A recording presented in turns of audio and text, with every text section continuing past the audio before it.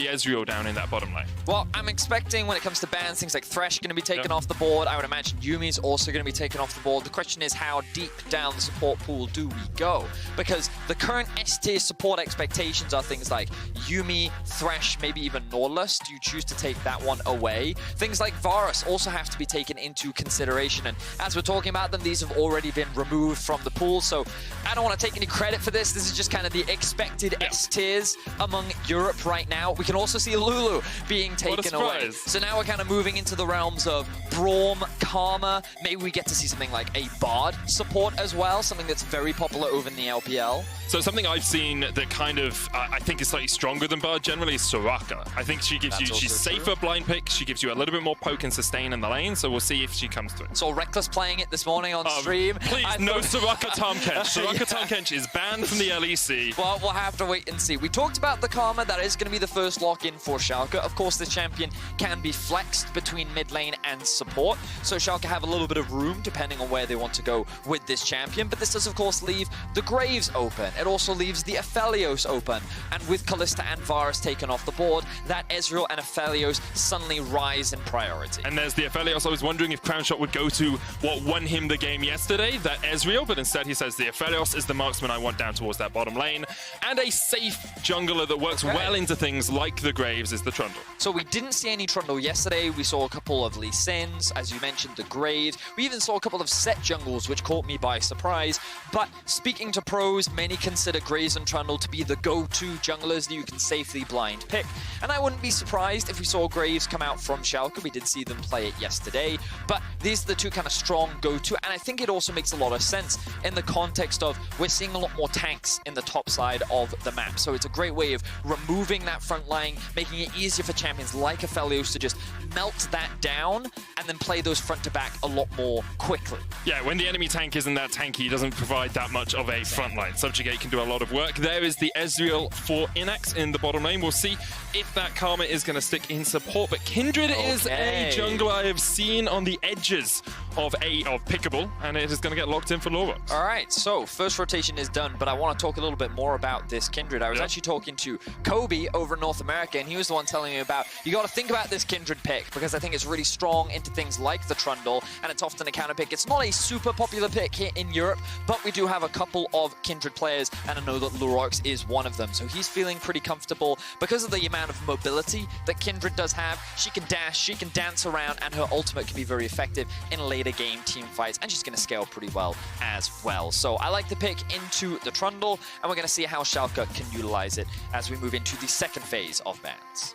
All about being able to get those marks on the Kindred, getting yourself that extra range and attack speed. Nautilus is locked in for SK. That's going to round out their bottom lane. The expectation is that they'll be playing into Ezreal Karma. And then we're starting to see a top lane ban, a mid lane ban, some of just the stronger picks. Ornn getting removed from the pool by SK as well. And we'll see if Schalke decide to get rid of something like the Azir, which is a very powerful mid lane pick as well. This does suggest to me that SK is trying to push Schalke into something like an Aatrox. We know that Odoamne is very comfortable on the champion, and with Maokai taken off the board, with Renekton taken off the board, you have to go, okay, is Wukong something you want to blind pick? Well, it's risky, because then Odo's going to get himself the Mordekaiser, and he's going to be feeling very happy. So maybe they're saying, hey, you know what, we want you to blind pick that Aatrox, then we're going to pick Wukong into it, because we know with the recent reworks to Wukong, he's pretty good into that matchup, and it's an easy lane that we can look to play around for Jenax. And we'll see if SK decide that is the route they want to take, because of course they could pick their top laner here and then blind pick, have their counter pick for mid lane last. It actually looks like SK are going to give Jenax probably his signature pick in the Aatrox. Of course, he was known mostly for it in the mid lane, but he's going to take it up towards the top lane this game, we expect. Well, now the reverse is the case. With Wukong up, does Odoamne choose to go for it himself? I think the matchup can be pretty favorable for the Wukong, and I think that it's an easy lane that you can look to play around, especially at early levels, especially once you hit that level 6 mark. The hover is coming through, the lock-in is now going to come through for Schalke, and now we're only looking at mid lanes, with some of the big priorities gone in Syndra, Azir, LeBlanc. Zoe becomes the next one that you look at as being a potential safe pick for Schalke, and it would synergize quite well with the poke that they already have from the Ezreal. I also think think Orianna could be really good with this composition. It gives you that little bit more engaged potential, or at least wombo combo potential, because you have the Wukong going in, then the Orianna ball comes out, and instead of just having only the Wukong there to CC people up, you have the Orianna alongside it. Orianna's also a pretty good matchup into the Zoe during early levels. It gets a little bit harder as the game progresses because of the bit range difference between them. But as you rightly says, Orianna, typically very lane dominant, also offers a lot in terms of team fight, can be counterpicked though. So SK have a lot of options. They're going for the Galio. Not a common counterpick, I would say. Melee champions usually struggle a lot against Orianna, but of course, Galio naturally has a lot of MR. He has that magic resistant shield as well, and he's pretty good at mitigating a lot of MR matchups. And you've got to remember that Galio has received a number of small buffs between when we last played in spring on 10.6 and what we're currently on 10.11. So he is a little bit stronger than what he used to be, and he offers a lot of team fight tools himself. When we look at these comps across the board, SK's is very focused on enabling Crownshot, making sure that he can have the space, have the front line to just dish out this damage, where Schalke has way more disruption. There's a lot of mobility on their composition. They can be dashing, they can be sliding. They have quite a lot of threat onto the backline. The big question is how easily can they get onto that backline? Can they effectively kill this Aphelios when there is so much sitting in front and protecting them? Well, we're about to find out, Vedius. It's game 1 of day 2. SK are going to take on Schalke.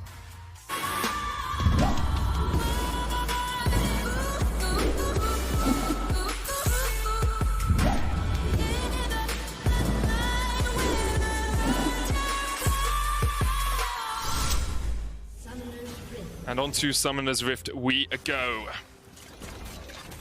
You did mention some of the changes to Galio. One that I think could have a big impact here is the magic damage shield he gives everyone in the AoE of his ultimate when we get towards those fights later on. If someone's caught out and then Galio ults them to try and save them from the shockwave, you can mitigate quite a lot of damage, and we'll see if that interaction does come to pass. But for now, we've got a long time before the level 6s, Vedius.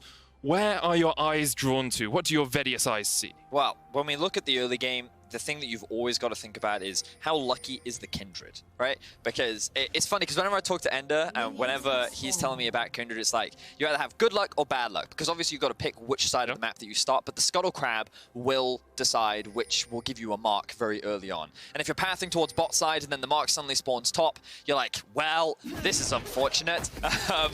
So we'll see where the Kindred looks to start. Right now, it's looking like a top side start. Will Lurox have that fortune bless him? Will he path towards the bot side, or will he do a full clear towards the top side and hopefully stick around and wait for that mark to appear?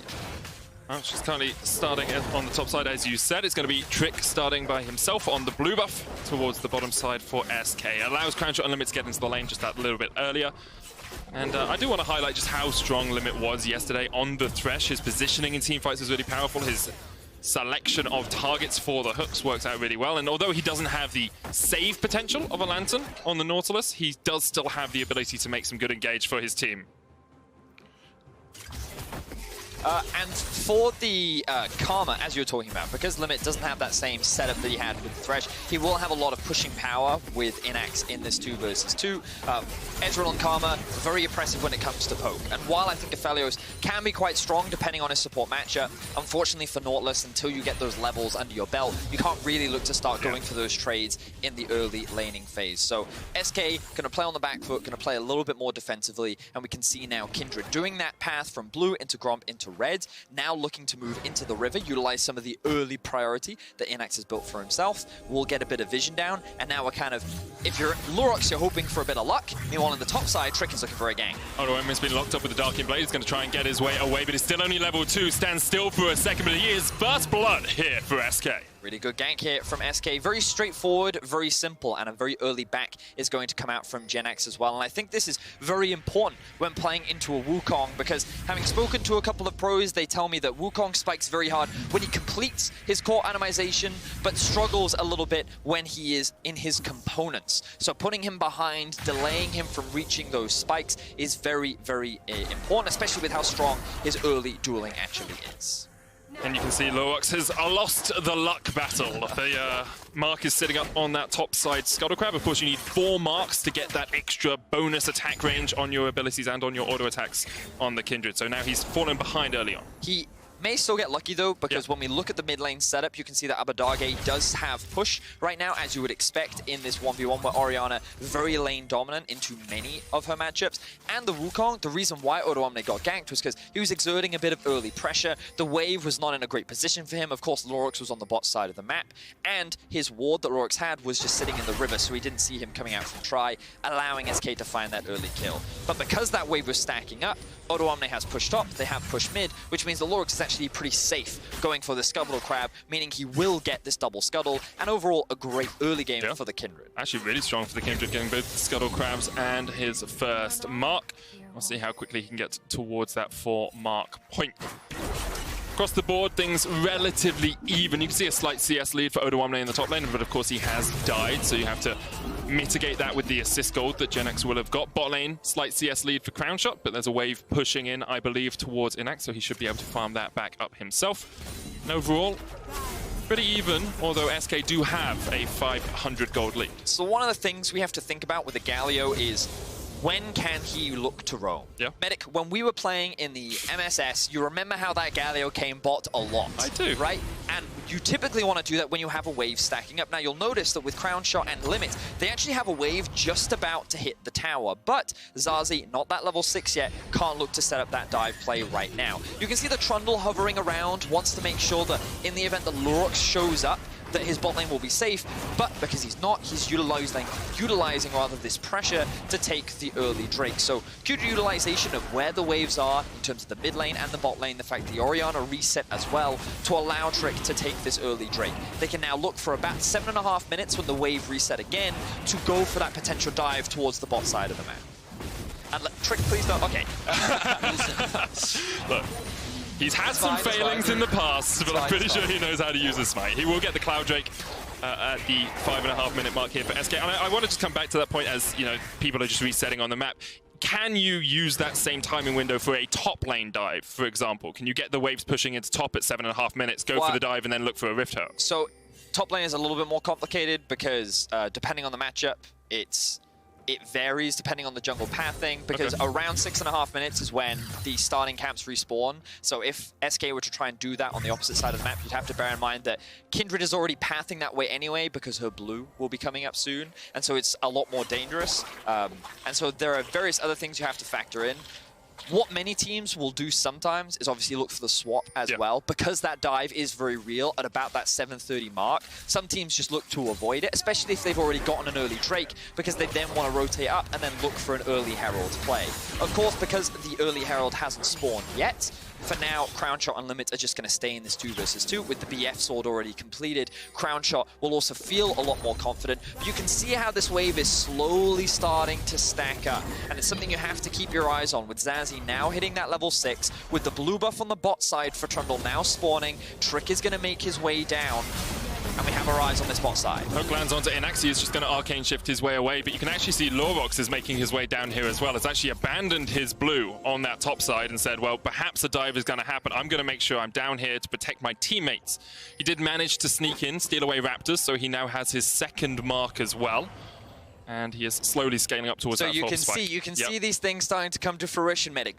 SK have a clear plan of what they want to do, but Lurox, he's taking a bit of self-sacrifice here. He's saying, okay, I want to be in position to make the counter happen. Here's the wave, and look at what Abbedagge is doing in the mid lane as well. Following Zazee around, saying, no, no, no, no, no, you're not allowed to leave. I'm going to bully you every time you try, and I'm going to push this wave as fast as possible. So if you do roam, you're going to lose a lot of farm. So the 7:30 window has passed. SK did not find the dive.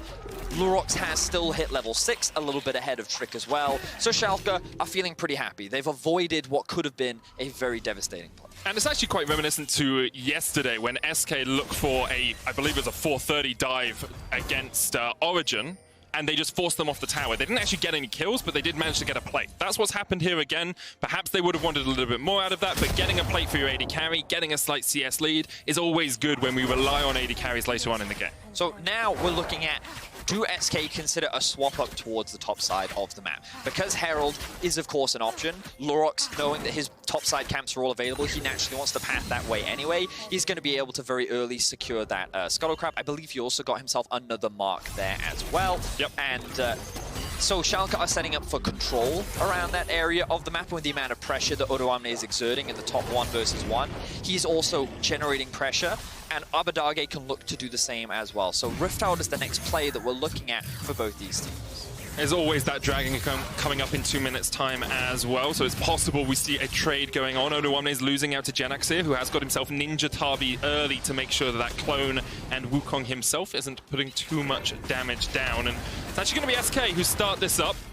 Trick is ticked away on health just a little bit, but because Odoamne is forced underneath his tower, it will be a 3v2 for the moment because Odo cannot come down to join. You can see Schalke decide they don't want any more of that action. They will back away, and Trick will smite the Rift Herald. I'm really happy with the early game that we're seeing from SK right now. It feels like that they've come in with a very clear plan. They're utilizing their pressure well. They're setting up their minion waves well. And what was great here is a typical play that we would often see is rotate bot to top, use the pressure by swapping first in order to get that prio in the top wave to then rotate into river and secure the herald. Instead, what SK did was, we have a pushing wave anyway. That bounce is going to come back in favor of Jenax, so we'll just utilize that. He is a little bit stronger right now by going for the very early Ninja Tabi, which does mitigate a lot of Wukong's early power. And on top of that, because Orianna's just reset, we can push in mid-wave. And by doing this, by forcing the Rift Herald play, we also free up Crownshot and Limit to be very aggressive in the 2 versus 2. They were able to secure another plate, and they've been able to extend the CS lead as well. So SK, across the board, are getting very small advantages, and now they're sitting at a 1k gold lead as a result of that. So compared to last split, I think we're seeing a pretty significant difference in the concept of macro when it comes to what SK are demonstrating in this early game. It's definitely great to see. Of course, we want all the teams in the LEC to be playing at their best. Schalke here have yet to find their stride in this game, you have to say. They are only 1,000 gold behind, but I want to just see that a little bit more from them. Perhaps the Mountain Dragon is the next target for them. Well, you've got to remember that from the lens of Schalke, things that they would have liked to have done early on is try and get the Wukong ahead, right? Okay, so they weren't able to make that happen, but they still scale very well. Their teamfight composition is still very well with the Kindred, with the Orianna, with the Wukong. Their ability to find that wombo combo is very real. The question is, how much are they going to lose in the early games? SK are committing to this tower. Trick is already chunked out by Lurox, and here comes the Rift Herald charging in. Will get a few plays, but can't quite get the turret. It felt like SK were making a play for the tower and dragon, but Lurox was there in time, and Abbedagge had already started moving down from mid lane. Pushed it out once again, was going to be there with his team quicker than Zazee could react. Yeah, it feels like Schalke can see what SK is trying to do. Of course, they do keep the tower alive, but still lose a lot of plates, more gold going into the back pockets of SK. It looks like SK want to start moving Crownshot around the map, keep funneling those gold and resources into the AD carry, their primary damage resource, and Schalke are now responding by moving resources into the mid lane. Trick going to get forced out once again. You can see Schalke just trying to play around this vision, gain some control of the area. And they will have it for the moment. I believe Lurox is still sitting at 3 stacks. His other one was on the Gromp, has now moved over to the Razorbeak. So it's on the opposite side of the map of where he is right now. Would love to get that if he could. So, I just want to have a look here. We see a number of people rotating around the mid lane. Even the Aatrox has roamed down from the top side. If our observers would be so kind of swap over to the gold, I just want to highlight the differences between the AD carries right now. 5,100 for Crownshot, 3,800 for Innaxe.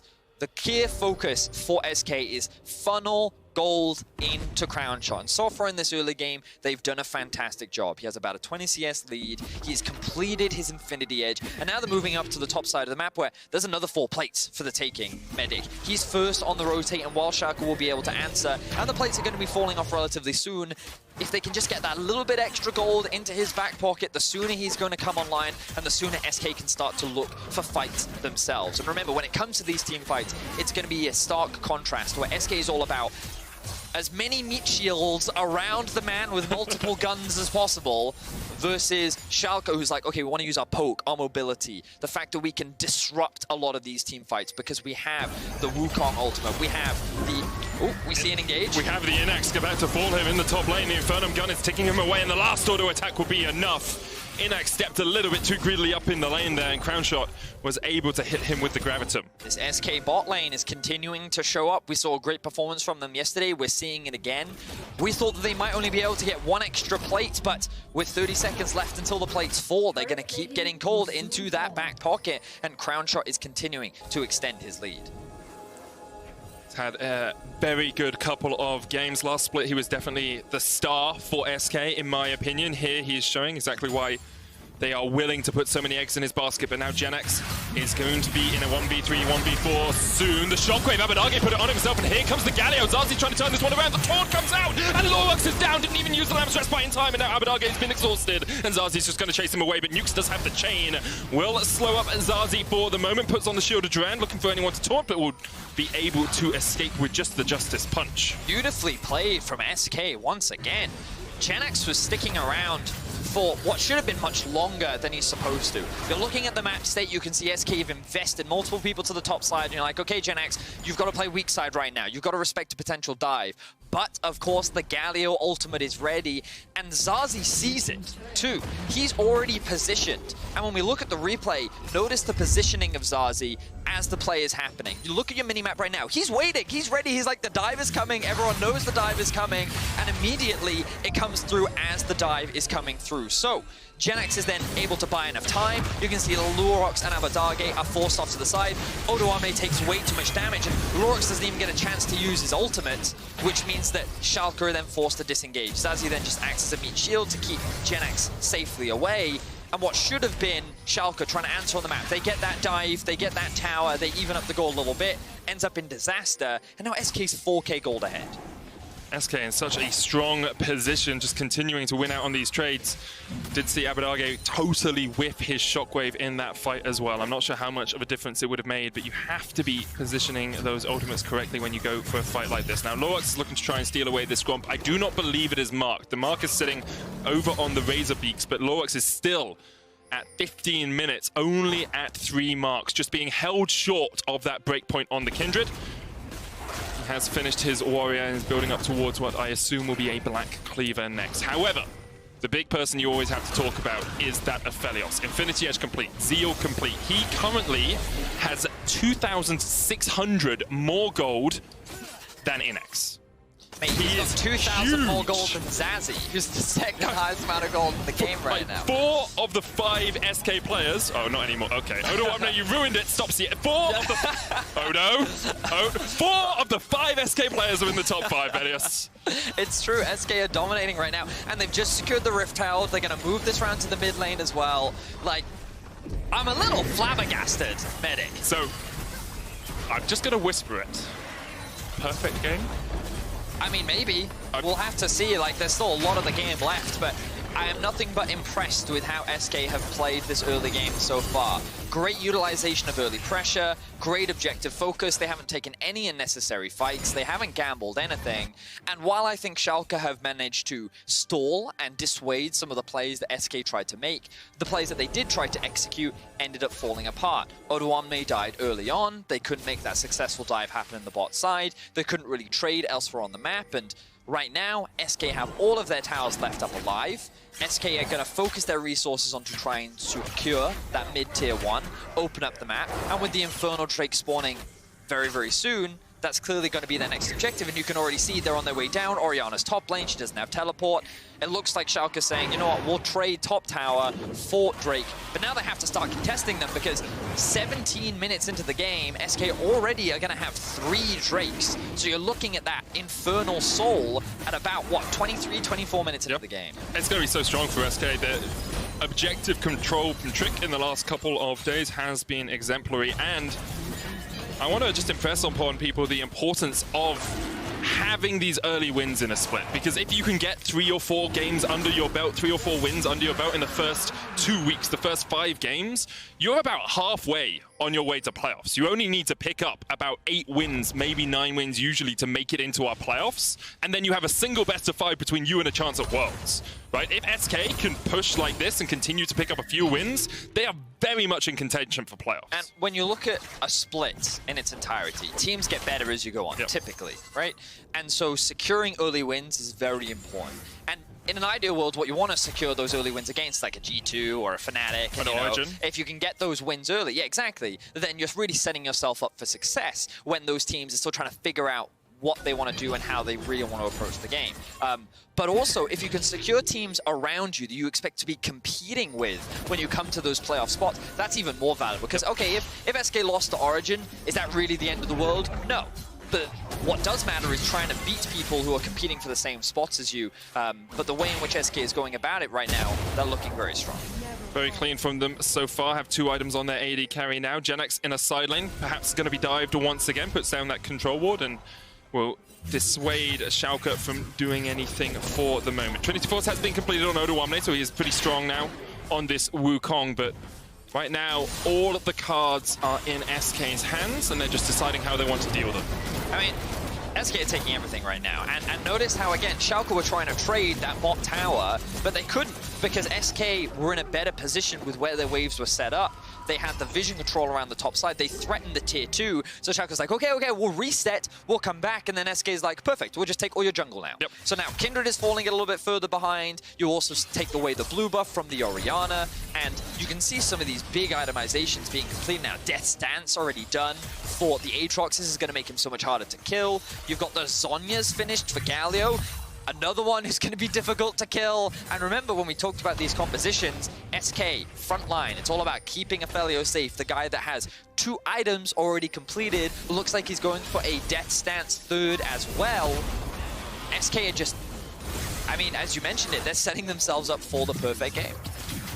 Let's see if they can keep it going. Next Dragon in 3 minutes. There's a Baron on the cards now as well, as that has just spawned.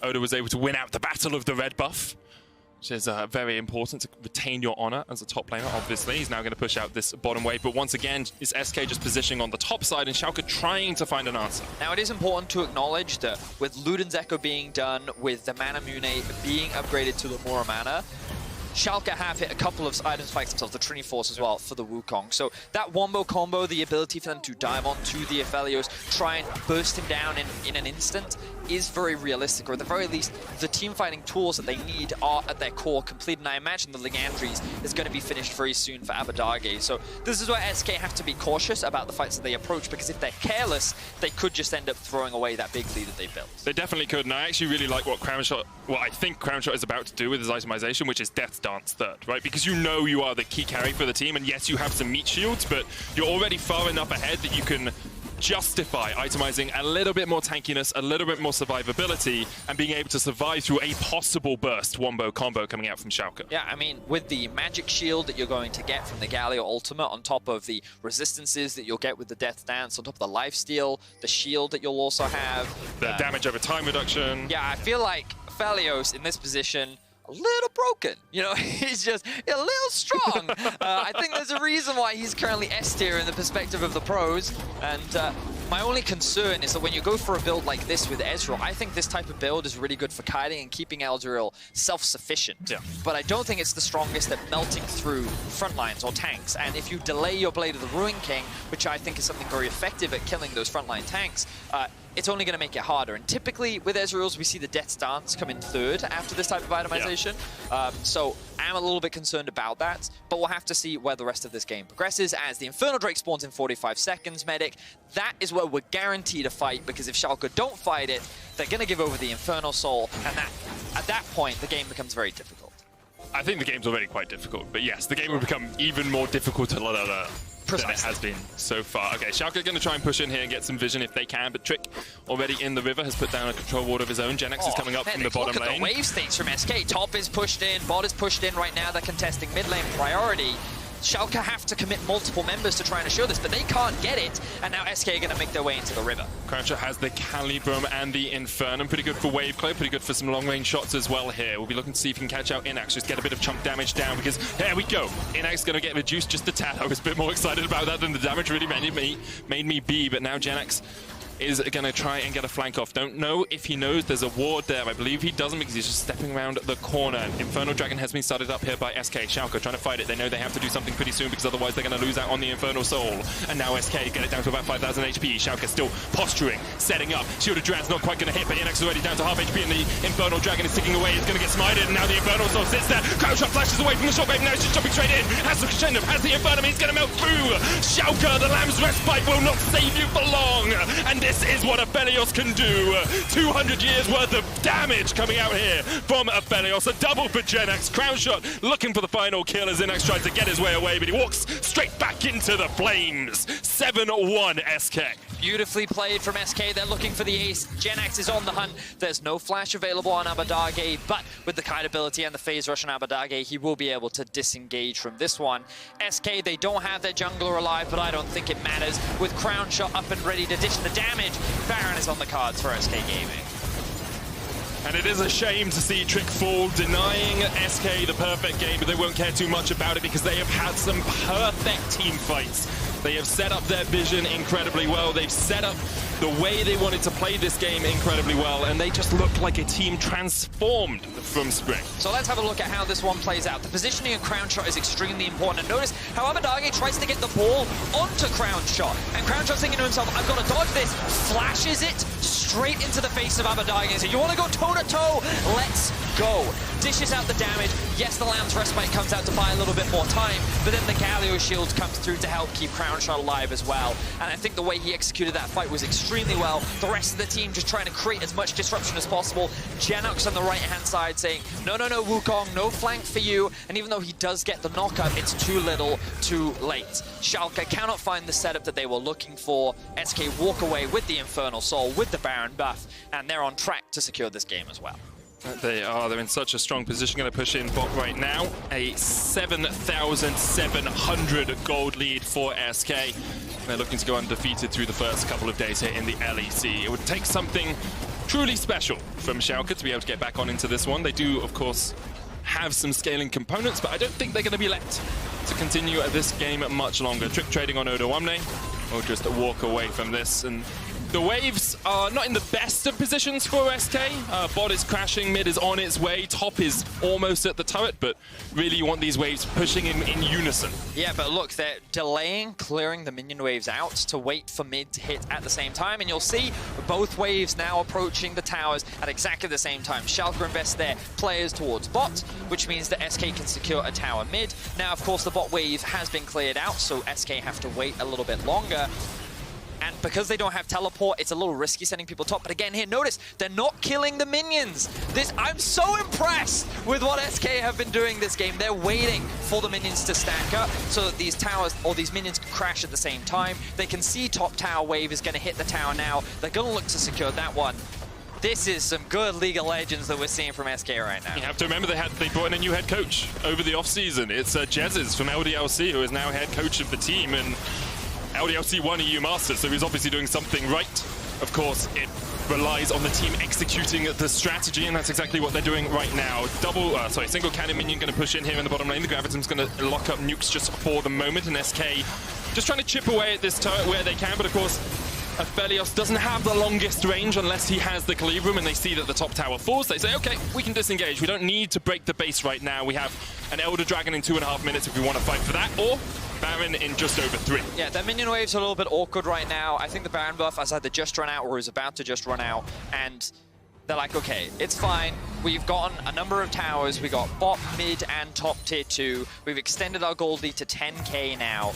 They're feeling pretty comfortable. They don't need to bite off more than they can chew. They can take their time, and they can wait, as you rightly said, for the next Elder. But, like, let's just take a second to appreciate how well SK are playing this game right now, because especially coming into the early weeks, when we look at a lot of teams, macro is usually the bit that we criticize the most because it's messy. Teams don't often have that synergy that they will get later on into the split. But obviously, while we do have a long off season with no MSI, you have to wonder what the practice was like for these teams, the changes that they made, how valuable, how much did it elevate SK? And clearly it's elevated them a lot. The introduction of Zazee, clearly being a primary team player, Jenax showcasing that he can still be a big carry up towards the top side, and I think that he has had a stellar Aatrox game. You mentioned it's not that he's unfamiliar with the champion, we just know him for it in the mid lane rather than the top lane. And then Crownshot on limit, just playing very well in the 2 versus 2, even finding a 2 versus 2 kill against Innaxe and Nukes. And sure, it is against Schalke. So far, they've had not the most impressive start to the split, but with a core basis of this to then build upon, I think that is an excellent foundation for SK to then build upon throughout the rest of summer, and then bring into the equation of how much of a contender are they for playoffs. Of course, it's still week 1. Yeah. Still week 1. But we have 3 games in week 1. That's a sixth of the split, Betty. But again, considering the amount of criticism that we gave towards SK last split, the fact that they clearly had no identity, as I said at the beginning of this game, they were kind of like headless chickens last split. It felt like that everyone wanted to do different things. The amount of teamwork that we're seeing from them, the cohesion, the execution, I think is very impressive. Now the Elder Dragon will be spawning in 30 seconds. This is obviously going to be the next primary objective. They need to push out that bot wave. They don't really care too much about the top tower for now, even though Jenax does have teleport. They're going to get rid of the Blast Cone too, but Schalke are like, no. We can't lose this because then the game is definitely over. So this is their last hurrah. Moonlight Vigil's going to come out from Crownshot. The hook goes in, but only onto Odoamne. Jenax has a good flank position off here. Crownshot not really with the team yet, but he's going to come in. The shockwave comes out though, and Crownshot has been locked up within in the moment. The Lamb Spite isn't going to save Innaxe, isn't going to save Nukes, and here comes the hero's entrance. Nukes getting chased off towards the bottom side. He's already gone. Odoamne chased out by a Crownshot, and he should be able to pick up that kill as well. Innaxe v Jenax. I know who wins this one. Usually the Aatrox, who's 2-0-6. Goodbye Innaxe, goodbye Schalke, and goodbye Schalke's Nexus as well, because SK are going to take the win. 11 kills to 1, 12,000 gold ahead, with a demonstration of macro I did not expect to see from SK. They are going to go 2-0 in their first 2 games here in the LEC and make a stake on their way to playoffs. I mean, a nearly perfect game from SK. Their only death being Trick in what was a very one-sided team fight. Like, you know, I'd be willing to just say, like, that was pretty much